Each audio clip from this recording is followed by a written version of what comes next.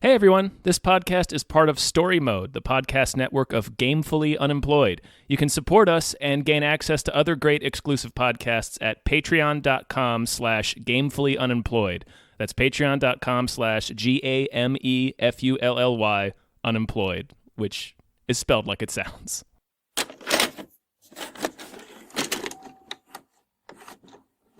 Hello, everybody! Hello, all the ones. Happy Thanksgiving! Happy Thanksgiving, Dave!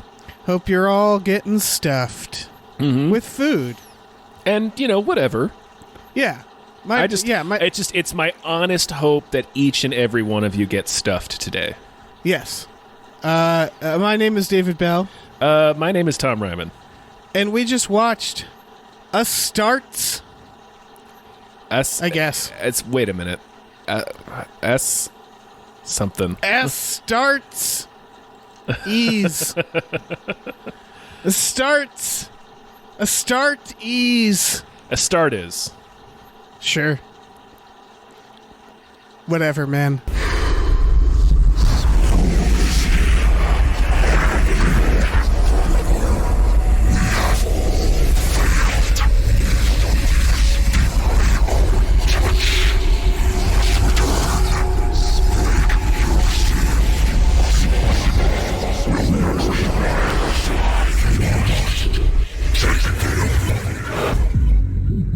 I looked this up, and there was contention over how to pronounce it, so I went with the one that people were talking about. Okay, well, the creature says it, but it's kind of hard. Really? The little orb. It's kind of hard to understand it, but it says it. Well, first of all, thanks for bringing this to us to our Patreon producer, Lef. Thank you very much. Yeah! This is a short film, folks. This is a 13-minute short.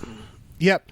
Which means I don't know how long this episode is going to be. And but we cleared it. I mean, like we asked Lef. We were like, "Are you sure this is all you want?" And he was like, "Do it, man. I'm fucking wild." Yeah. And whatever. Crazy! It's Thanksgiving. So yeah, it's a good Thanksgiving episode. You can find this online. Very, very much on theme. Yeah, sure. This is online. Just look it up. Astartes. This is a. I know there's a Patreon for this. This is apparently, after Googling it for a second, a Warhammer fan film. Yes, this is a fan film. We should probably say who made it. Sure. Let me see if I can find that information. The Patreon doesn't have a name. I'll plug them. Patreon.com/Astartes Film. Astartes Film. Yeah. That's where you can find this person. No one asked us to plug them. No, but I feel we like don't say who made films. I feel like it's fair. It's just Sure. a little so we can tell people where to see it. You can watch it in several parts on YouTube. Yeah. There's a full version as well. If you're a Warhammer fan, which I am not and know nothing about, but if you are one, you probably want to watch this.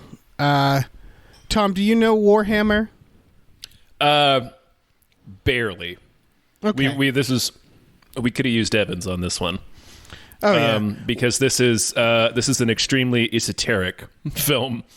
If you're not a Warhammer fan, you're not going to have much of an idea of what the fuck is going on in this movie. It's a bunch of thick robots going after a ball. Those are space marines. Those are not robots.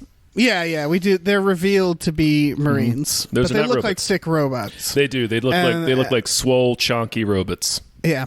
Well, all right. Here's my first question. Uh-huh.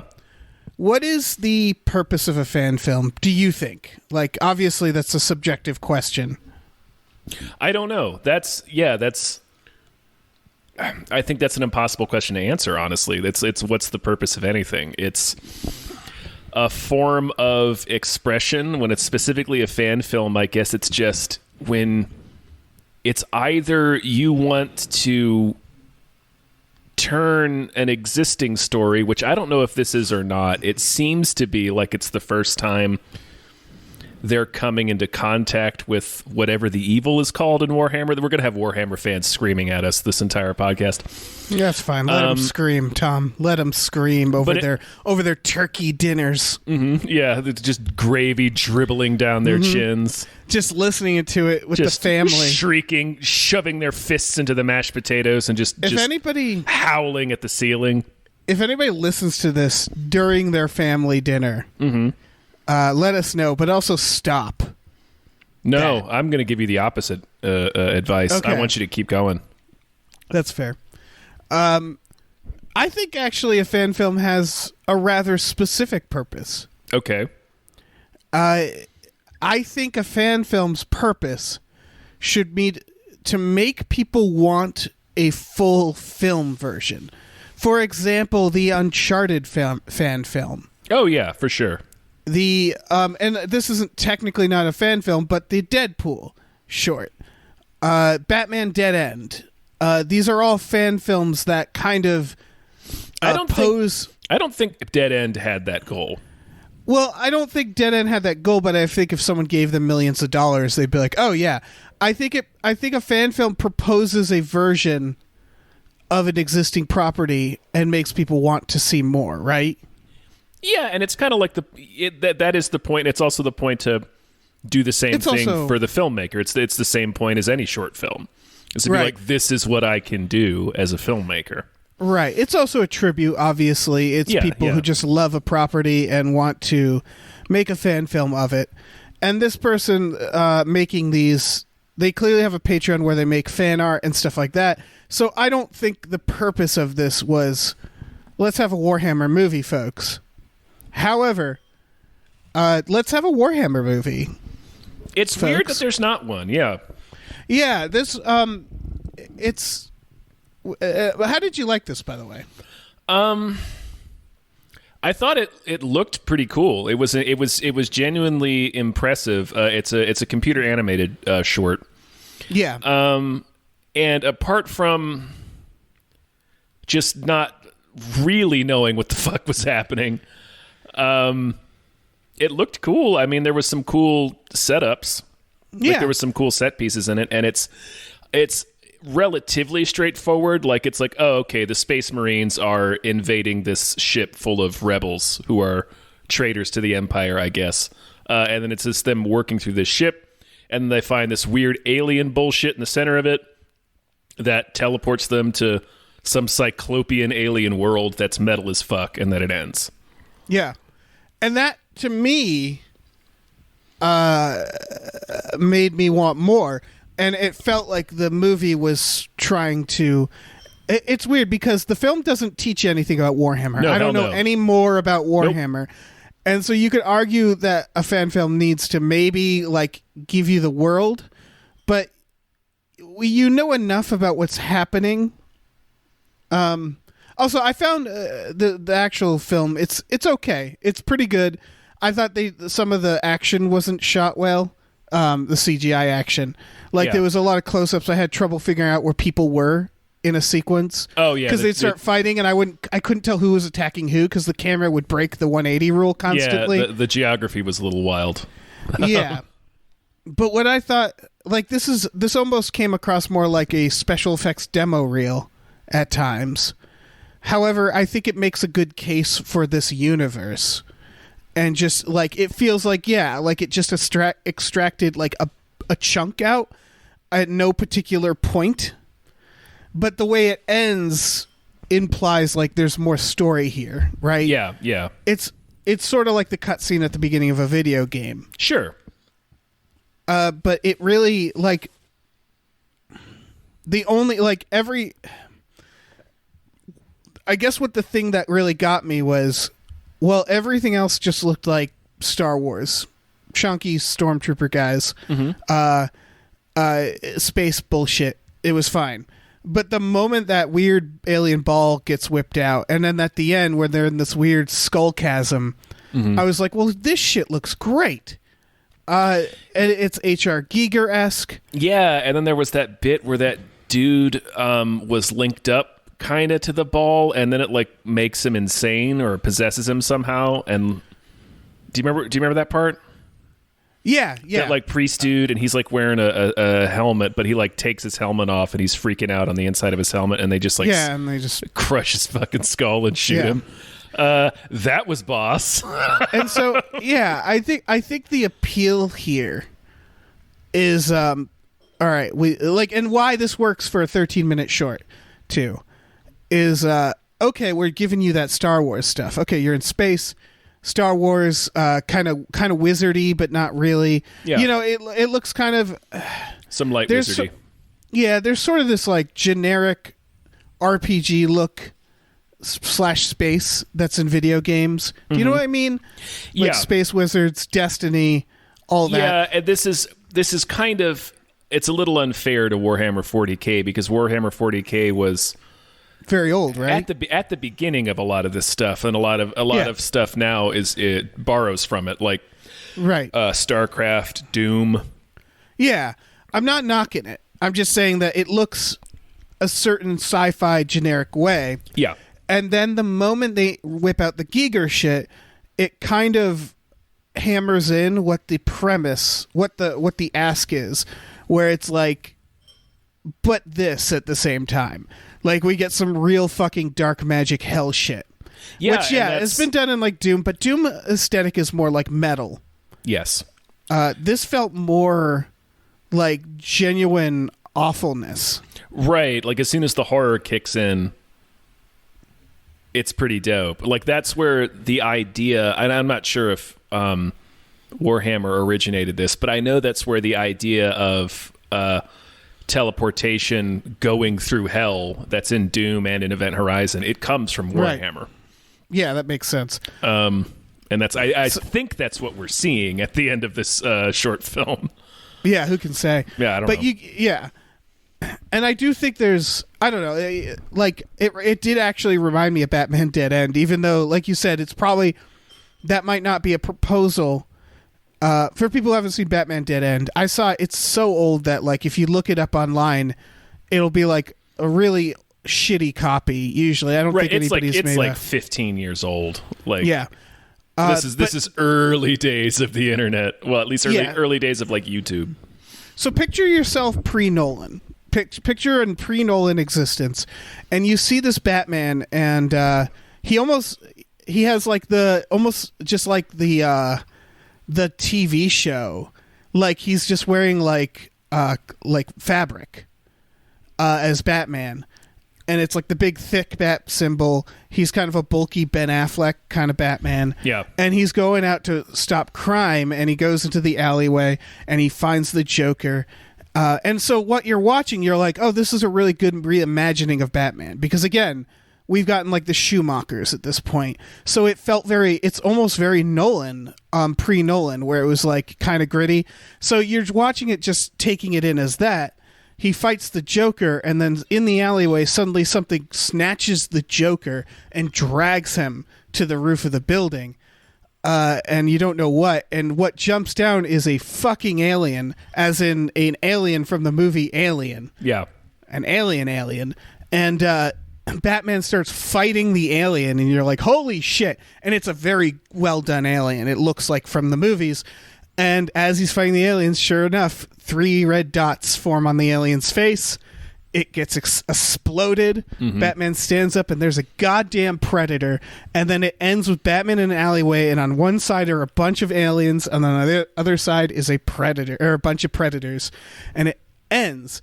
And so it kind of it slowly forms the premise that it's actually asking you to buy, which is the comic which existed, Alien versus Predator versus Batman or whatever. Yeah, there's different. Yeah, Batman's fought Predator a number of times, and of course, there's a lot of Alien versus Predator comics.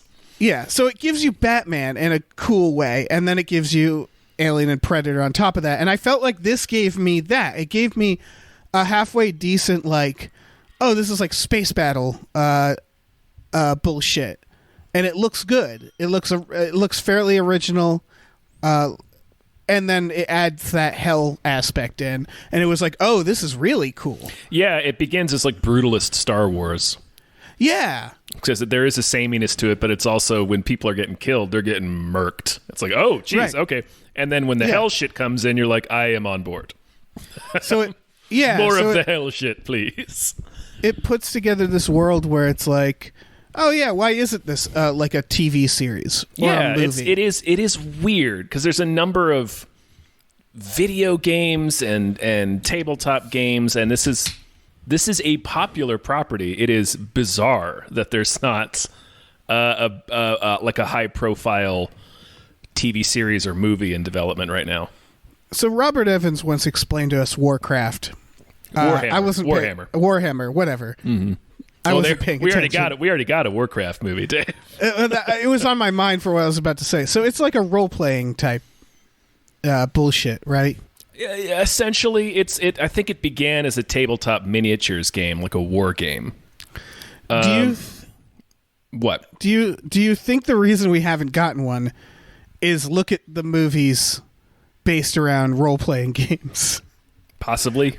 Yeah, because we got Dungeons and Dragons with Jeremy Irons, and like great film, but like it didn't do well. Mm-hmm. Yeah, it's a perfect film, honestly. Yeah, then we got Warcraft, which is honestly a pretty good film. But I enjoy Warcraft. Yeah, it was a big ask of the audience. Yeah, and that's coming as somebody who knows about as much about Warcraft as I do about Warhammer. I just don't. I have extremely, extremely casual knowledge of the property going into that movie.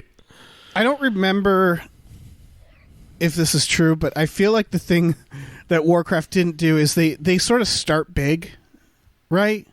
I can't really remember. It's been a bit since I watched it.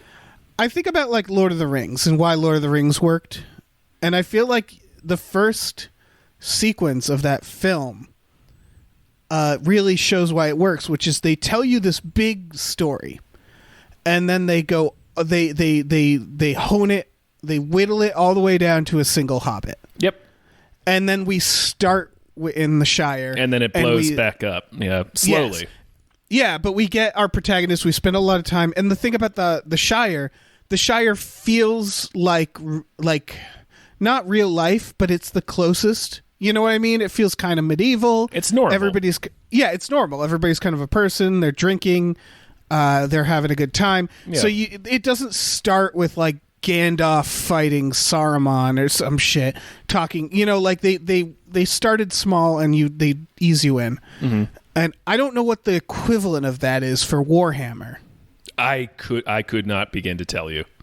Yeah, I'm not about to Google it in real time, figure it out. Oh my gosh, dude. If you try to Google, like I tried before we recorded, because it's like, well, it's been a while since Robert gave us that rundown. I only remember parts of it. Let me see if there, and when you try to look up any aspect of Warhammer, it's just either like 2-hour-long videos or like wikis that are just like thousands of words. It's like I can't digest all this in time for a podcast. Yeah, I wasn't going to watch the 3-hour video that Robert explaining it to us. Mm-hmm. The Behind the Bastards Warhammer video. Yeah, where he talks about like Space Hitler and stuff. Mm-hmm. I know, is Earth in there? What do you know about Warhammer, Tom? Christ, man. I know that the Emperor is like a god emperor, and he's like kind of sort of dead, but not really. And he's like 1,000 years old or some shit like that. I know it's extreme. It's extremely like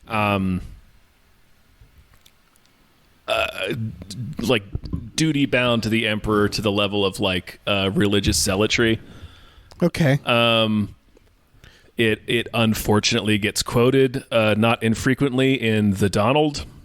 Oh no. Yeah, it's that kind of like, just blind devotion to a figure. And I think all the Space Marines are clones.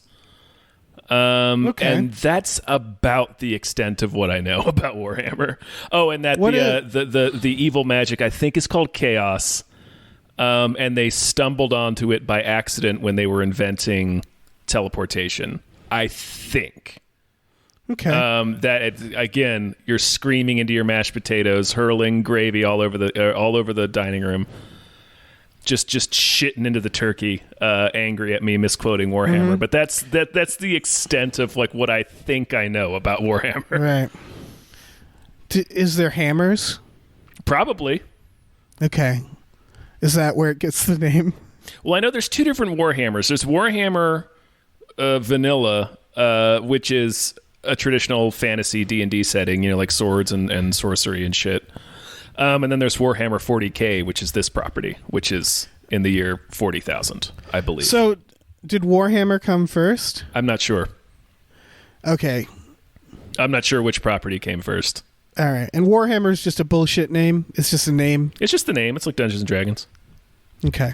It's just the name of the property, as far as I know. Star Wars. Sure. We never stand back and appreciate how dumb the title Star Wars is. Yeah.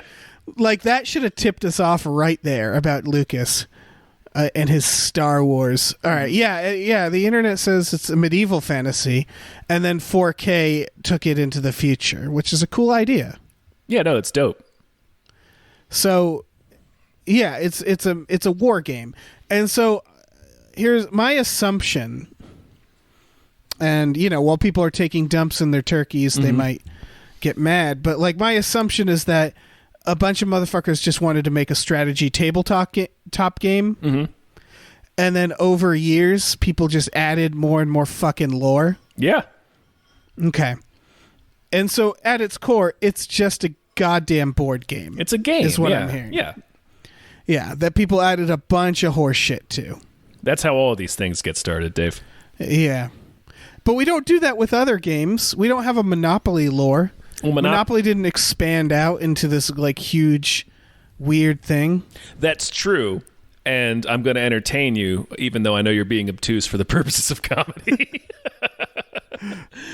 Yeah, when are we going to get the Monopoly extended universe and all this fucking books upon books of lore about Uncle Pennybags? I'm only being a little obtuse because what's the difference, I guess? Because a tabletop strategy game, you don't need to name all the little pieces, give them stories, right? The difference is the universe and the genre and the target audience. Is it role-playing, I guess is my question. It is role-playing adjacent, yes. Okay, so is a role-playing tabletop strategy game? I wouldn't define the game itself as role. You don't role-play as your units. Okay. I mean, you could. There's nothing stopping you from doing it, but it's adjacent to role, right. in that there's so much lore and understanding how whatever faction you're playing as relates to whatever other faction and the history behind this particular unit or that particular unit, and then you get into like different named characters who are like heroes in this universe, and they have their own backstory. So it's like you're not role-playing directly yourself, but you are playing in this universe that's meant to be immersive, and it's meant to appeal to nerds and people who like fantasy, sci-fi, epics. All right, I think I got it, Tom. Am I on the nose here where...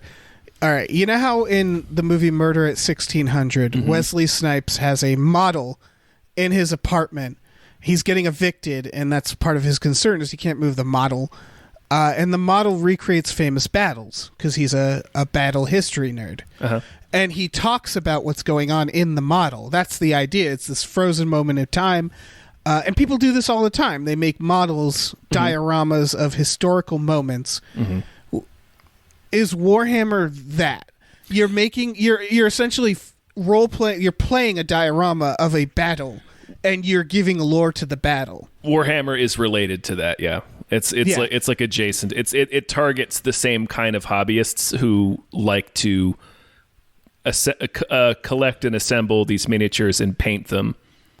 Yeah, and yeah, I had a friend, by the way, who painted these. Like, this shit's been in my life since high school. I just never asked any questions because, the model painting is one thing.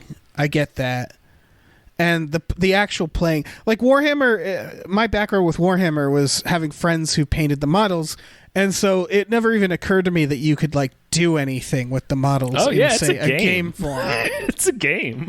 Yeah, you don't have to play the game. I know there are people who do. There are people who do both, and then there are people who do either or. There's people who both collect and paint the miniatures and also play the game, and there's people who just play the game, and there's people who just paint the miniatures because that's their hobby.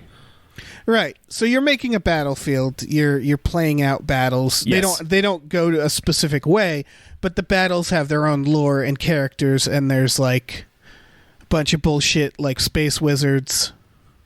Yes. Okay. That sounds cool. Yeah.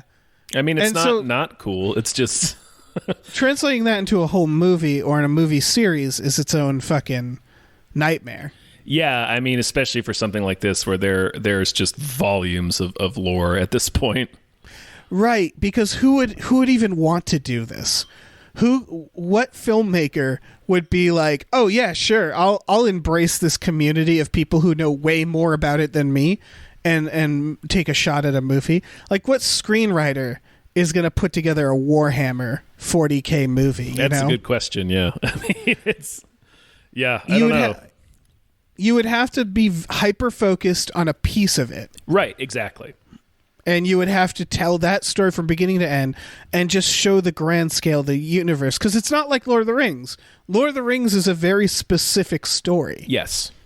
It's not a world with a million stories in it. So you'd have to hone in on a certain story.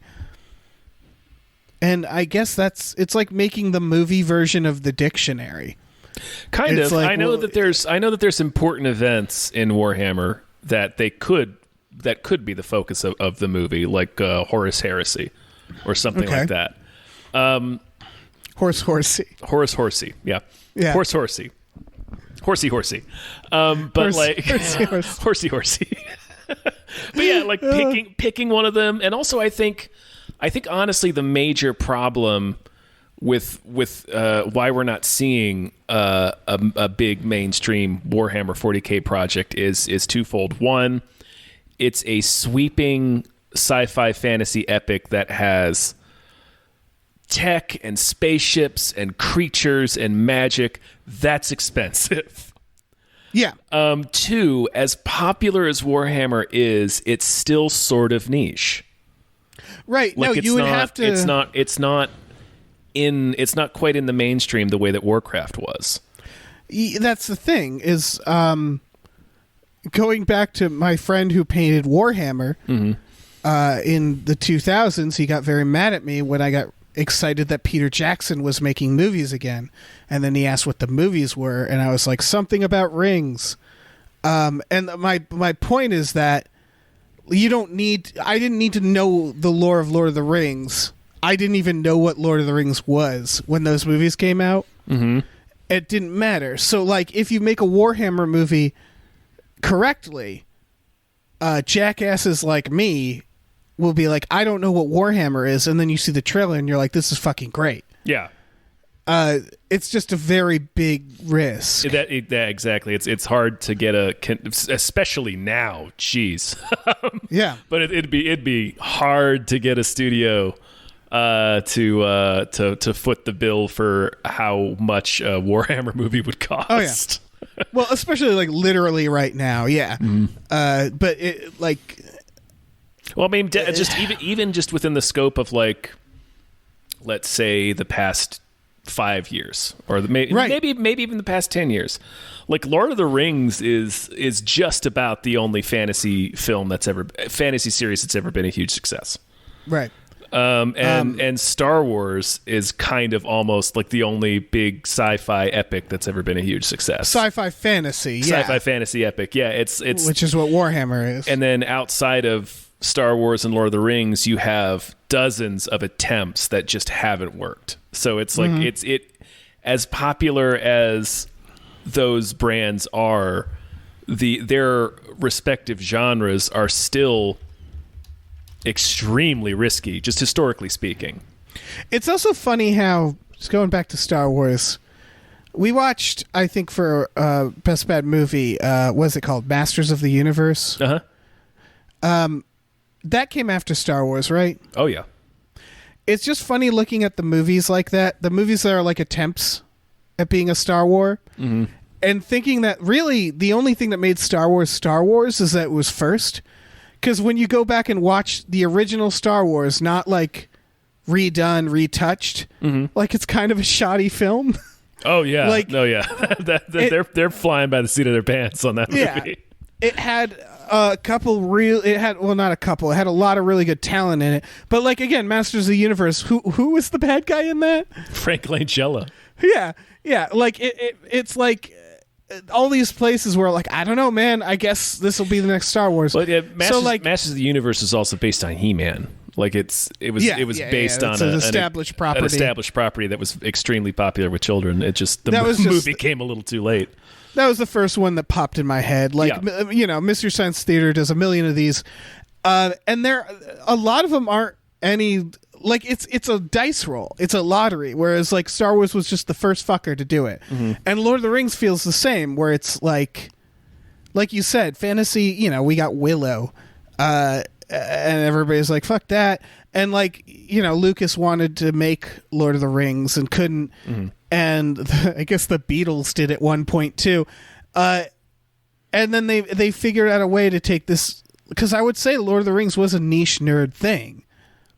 And they took it and they made it mainstream. And it's like, yeah, it's really hard to pull that shit off. We did it with superhero films and now everybody's making them. Like superheroes feels like the only genre that was able to pull that off, I guess. Yeah.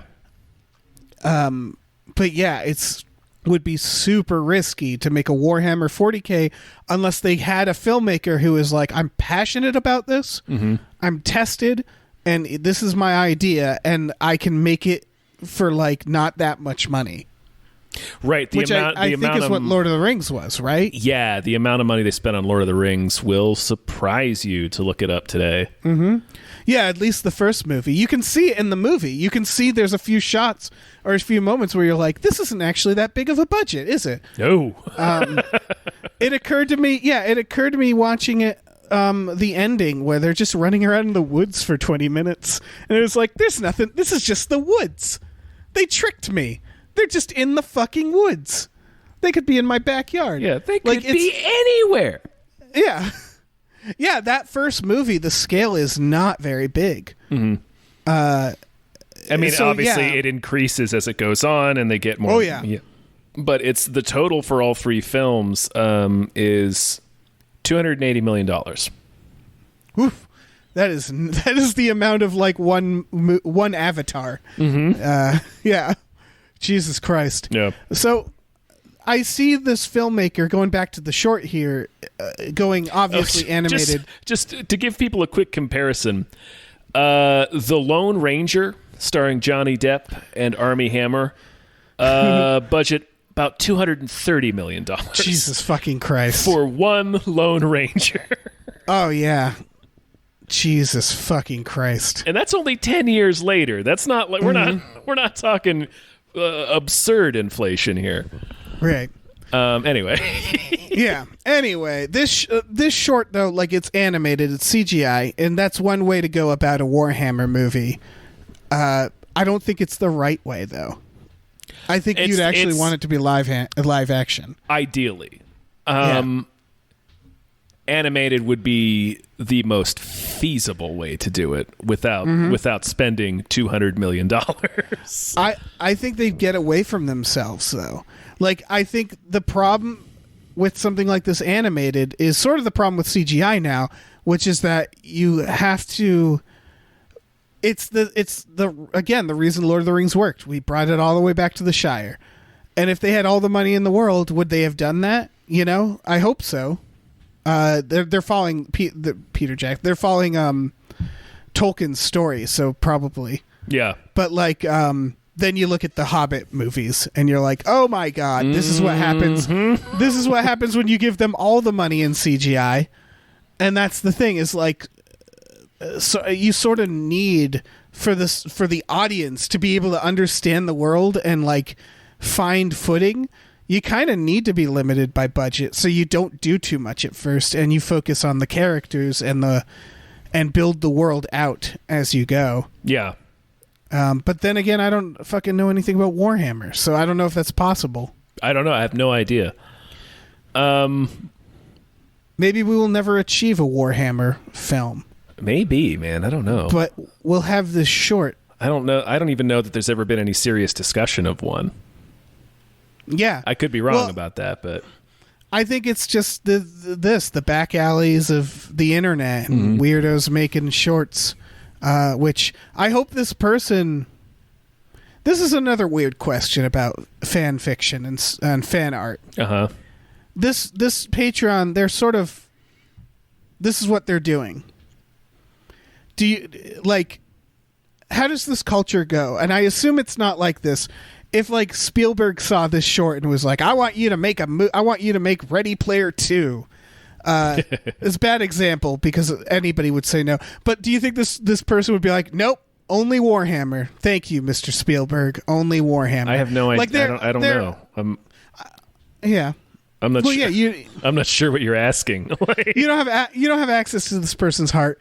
I guess what I'm asking is, this person is most likely an artist and filmmaker first, yes, and a lover of Warhammer second. Sure. Yeah. So I hope this person, because this isn't a bad short, I hope someone sees it and gives this person more jobs. Yes, because they deserve that. Yeah. No, I don't think you're saying if somebody approached this person with an opportunity to be like, I want you to come be an animator on this film or et cetera, et cetera. No, I don't think their belonging to the Warhammer fandom would preclude them from doing that. I like that imagined person who's like, is it Warhammer? And they're like, no, but it's like big salary. And they're like, I only do Warhammer. Sorry. Warhammer only. Call me when there's a Warhammer film. Yeah, unless there's a war or a hammer, move on. Yeah. But I also hope someone sees this and maybe thinks to themselves, you know what? Maybe there can be a movie here. It's time for Warhammer. Oh man! That's going back to what I think the purpose of films like this is. It's a showcase. It's a you said you used the word earlier. A demo reel. It's a demo. Yeah. Yeah, showing it's almost a demo reel. It's like it's a proof of concept. Yes, 100% for Warhammer, but also a proof of concept for this person. Yeah, this person's artistic abilities. Yeah, yeah. What fucks me up is when they make a goddamn Uncharted short, and someone apparently saw that and he was like, "That's great. We're going to recast it." Not do any of that. We're going to do nothing. We're going to give it to fucking David O. Russell, and he's going to cast Mark Wahlberg. What the absolute fuck? David O. Russell is no longer attached to the film, but yeah, but still, like that was deeply frustrating. That short, yeah, because they were like doing this. They did this amazing short, and then fucking for what? Yeah, the powers that be saw it and like, we love it. We're gonna do none of that. We're gonna change it all. Yeah, that's like if that Deadpool short. They're like, great short. We're gonna get a new director, new everything, new star, new everything. Yeah, fucking bullshit. We've talked for 3 times the length of this short. Look, it's not a mini episode as it turned out to be. Mm-hmm. It's actually just a regular episode about a film that's 13 minutes long. Yeah, so I guess go to YouTube and check it out. Yeah, I mean, I would say if you're into Warhammer, definitely. If you're not into Warhammer, just watch the last 5 minutes, I guess, because it's not, like you said, everything copies Warhammer. So it's sort of unfair because it really does feel like a video game cutscene for a video game that you're not playing, to the point that there's like first person view and stuff in parts. It's beautiful. You know, the person who made it should be extremely proud. I mentioned the cinematography as being like a weakness, but it's not that bad. And like, I don't know this person. They're not a cinematographer. It seems like they might have done this with just them and like a couple other people. So like, it's not, it is really cool. It's a cool accomplishment. If you're a Warhammer fan, check out this person's Patreon. If you're a Spielberg, if you're Steven Spielberg, make it happen, bro. Yeah. What are you waiting on, Spielberg? Don't you dare option the rights to Ready Player 2. You pick this up instead. Yeah. Oh my God. Is that going to happen, you think? Probably. Actually, I don't know. I'm not sure how much of a success that first film was. Yeah. I don't know anyone who liked it. This short is better. This short is better than Ready Player One. This short has more ambition than any moment of Ready Player One. Yeah. That's for sure. Yeah, more passion. It's a better short. Yeah, or a better film, and it's shorter, so you get more bang for your buck. Way shorter. Yeah. I think that's it. Should we tell him what's up? Should we tell him what's what? Yeah. Hey, first of all, thanks to Lef. Thank you, Lef. Thank you, Lef. For bringing this to us. If people are interested, they should check out our Patreon at patreon.com/gamefully unemployed. We have exclusive podcasts there, like Tom and Jeff Watch Batman and Fox Mulder is a Maniac. On Fridays, we watch movies with our patrons. That's a $10 tier. We watch, just a lot of bullshit. We have watched Warcraft. We did. We watched Warcraft earlier this year. We have watched Dungeons and Dragons. We definitely have, but I have no memory of it. And we have watched Ready Player One. I remember that. Yeah, I remember us doing that. So shame on us. Yeah, I mean we're perpetuating the problem here. We also have a store, tpublic.com/store/gamefully unemployed, where you get t-shirts, masks, mugs, stickers, posters, all kinds of stuff. We have a couple of new designs that are pretty flippin' awesome. Yeah. Christmas is coming up. Other assorted end-of-year holidays are coming up in which gifts are exchanged. Don't you want to get your loved ones a shirt that says, dost thou Wouldst thou like to live Moss? Live Moss. There we go. From The Witch. Black Phillip, only he's in the Taco Bell logo. Yeah. Check that out, please. Yeah, we also have Fluke Man in Court. Fluke Man in Court. Just go look. Oh my gosh. Just go look. Yeah. It's the greatest. That's enough. Happy Thanksgiving, everyone. Happy Thanksgiving. May you be stuffed. Thoroughly. May May you shit angrily into your turkey with aplomb.